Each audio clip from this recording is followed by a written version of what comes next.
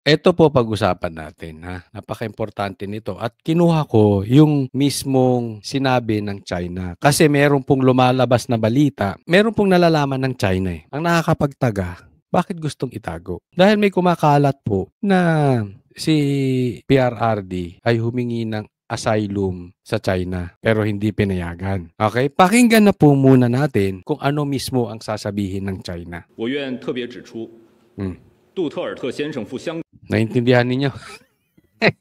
Basahin ko. I would like to point out specifically that Mr. Duterte's visit to Hong Kong was a private vacation. China po ang nagsasabi. 港系私人度假行程，中方从未收 China has never received, highlight, never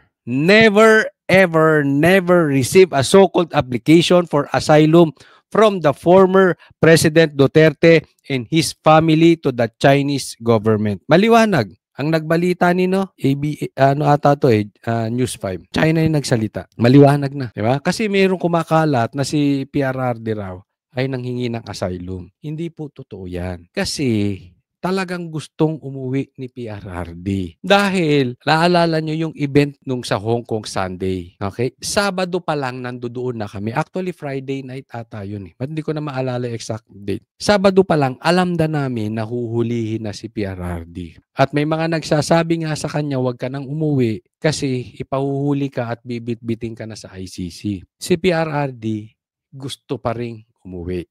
So, hindi totoong nag-seek siya ng political asylum sa China. Fake news po yan. China mismo ang nagsabi. Ito, maliwanag. Kaya again, ito ang kinuha kong video para maliwanag po. Ito kasi ang problema. Tatandaan natin, ang Duterte po ay laging kinokonek sa China.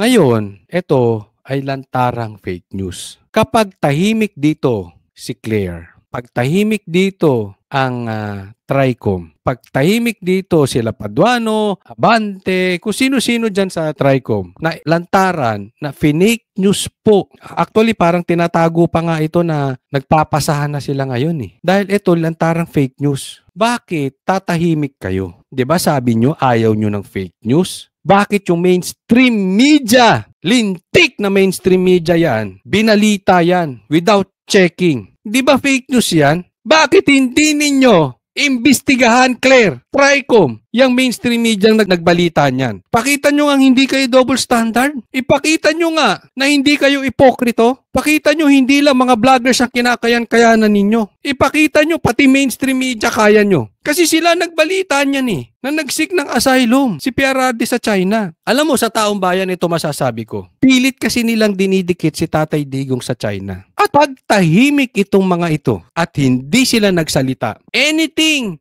na news about China, anything, any news or about China or paninira about China or i-connect si PRRD sa China, wag na kayong maniniwala. Ito na po proof oh, talagang dinidikit lang si PRRD sa China. Nagigets nyo na? Lahat na lang siguro. Lahat ng bagay, ididikit kay PRRD at China. Ito, napatunayan ninyo. Galing mismo sa China. This is fake news. And we know it. Kasi kami nga yung kasama ni Tatay Digong sa Hong Kong eh. Walang planong magstay si Tatay Digong doon. Sa katunayan, alam na namin. Gusto nyo, I am willing. Kung papatawag, I will show this, yung text message. Alam na namin kung kailan ang uwi ni Tatay Digong. May nag-aabang na nga sa airport eh. So, walang plano talaga si Tatay Digong mag-asylum. Diba? So, everything, anything, all about China and PRRD, fake news. Wag na po kayo maniniwala. Ito na po katunayan. Idinidikit lang.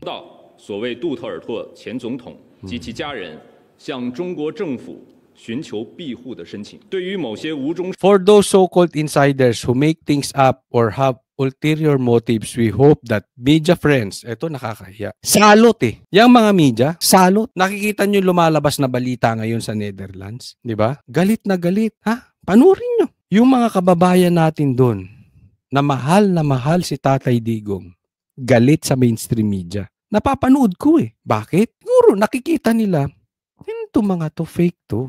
Iba yung nangyayari, iba yung balita. Di ba? Kayo maghanap. Hindi ko po kayo binibigyan na magalit. Nakikita ko, napapanood ko, galit sila eh. Galit sila doon sa mainstream. The same feeling na nangyari no, nangyari diyan sa KOJC nung pinasok. Yung taong bayan galit sa ibang mainstream media. Bakit? Nakikita namin yung nangyayari, iba binabalita nila. It's happening before their eyes. Kikita nila. Pero iba balita. Same thing nangyayari dyan sa Netherlands. Iba yung balita. Kaya nagagalit yung mga nakikita ng mga kababayan natin dun eh. Diba? Sana itong mga ito, tigilan nyo na yung pagiging ipokrito. Fake news kayo ng fake news. Fake news kayo ng fake news. Ito nakakahiya oh. We hope that media friends, galing from the so-called, sakit to eh, yung so-called insider, merong masamang motibo from media friends. Sana itong mga politiko natin na banggit ng about fake news, huwag kayong ipokrito. Tingnan nyo rin itong mga to. Oh. Pagpatungkol kay Tatay Digong, tahimik kayo. Pagpatungkol sa fake news na binibira kay Tatay Digong, iyakin ba kami? Hindi naman ah.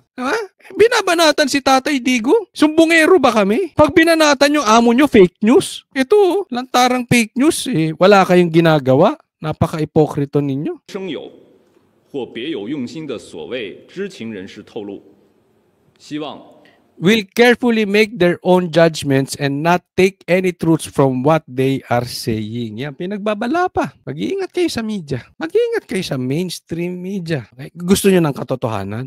Ito, lantaran. Gusto nyo ng katotohanan? Pag may napanood kayo, double check nyo, tingnan nyo muna sa SMNI. Kasi hindi magbabalita ng bias ang SMNI eh. Check nyo muna. Diba? Ito kumalat to. Hindi man lang chinek ng mainstream media. How unprofessional. 媒体朋友们认真甄别，切勿轻信。